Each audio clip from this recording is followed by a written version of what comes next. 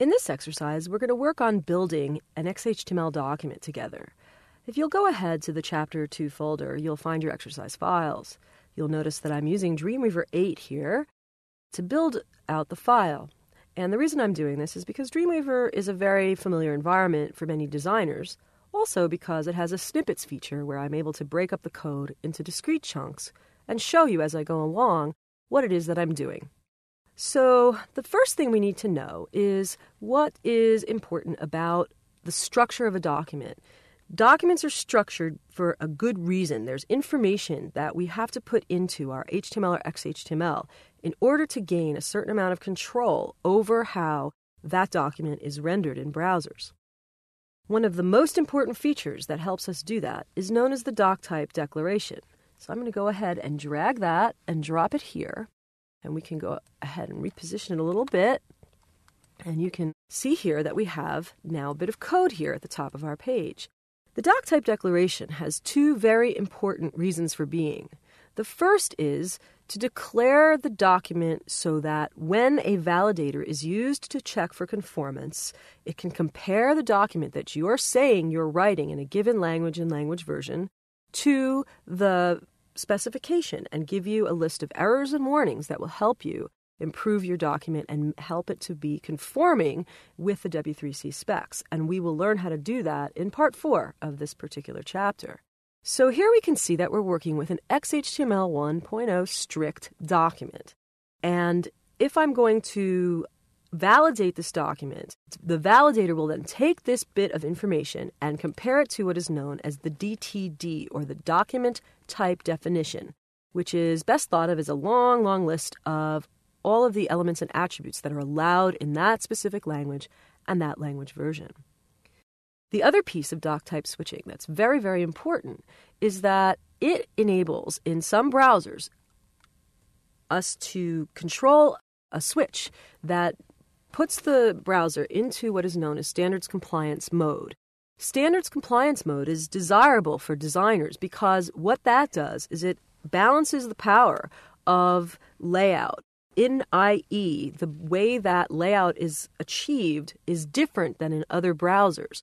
The Microsoft model does not follow the W3C model of laying out elements, and as a result, there are strong differences between the way Internet Explorer will lay something out and the way a compliant browser such as Firefox or Opera or Safari will lay it out. So in order to correct this problem, flipping this switch is a very important piece that gives designers a certain amount of control over how their designs can appear consistent from browser to browser. Now, I realize that these terms are a bit technical, and we will continue through this document and talk about a variety of technical things. But I think it's so important that designers understand this. Don't you feel that's true, Andy? It's very important that designers understand the basis on which they're designing. So without the fundamental structure which the XHTML gives us, we can't then reliably use CSS to implement our designs. It's very, very true, and I think that we'll begin to see that more and more as we work through the exercises.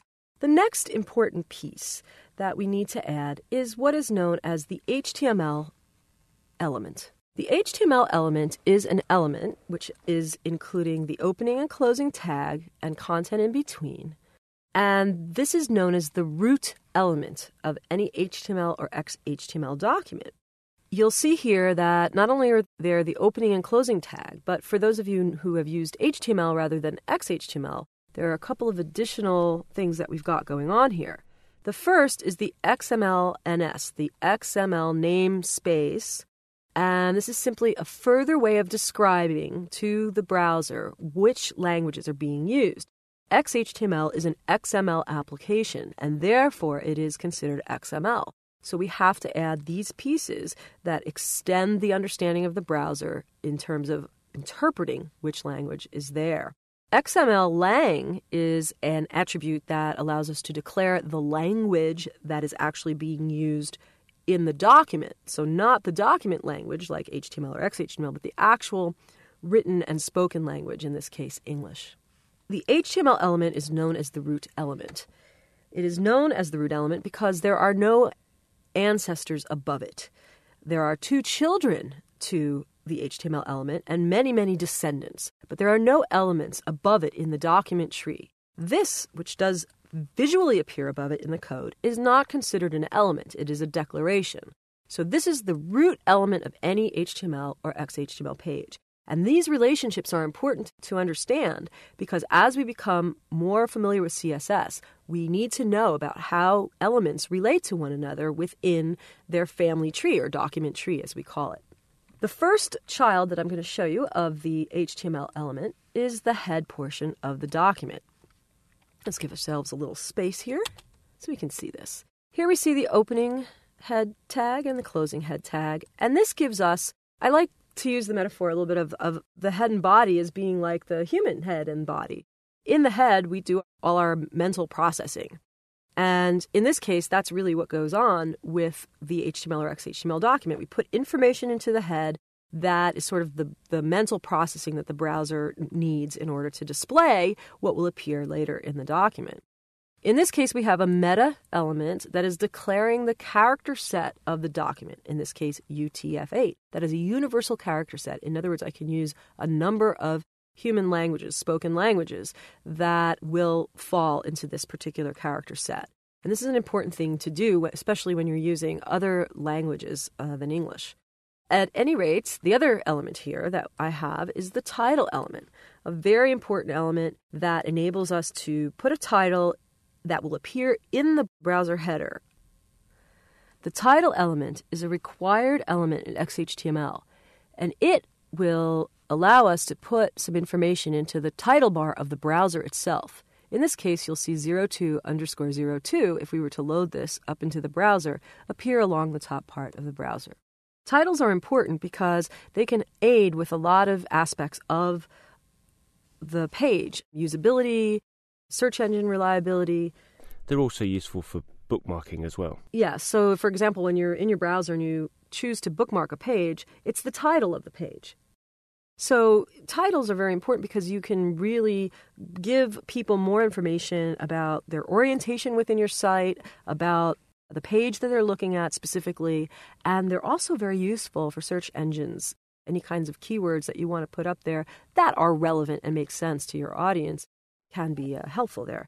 So other things that would appear in the head portion of the document include any kind of embedded scripts and embedded style. It's also where we put our links to CSS.